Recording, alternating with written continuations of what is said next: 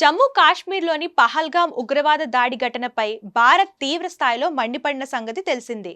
ఈ దుశ్చర్యను ఖండించిన భారత్ దీనిలో దాయాది దేశం పాకిస్తాన్ హస్తముందని చెబుతోంది. ఈ క్రమంలోనే పాక్ పై కఠిన ఆంక్షలను విధించింది. కాగా భారత్లో జరిగిన ఉగ్రవాద దాడిని ప్రపంచవ్యాప్తంగా పలు దేశాలు తీవ్రంగా ఖండించాయి.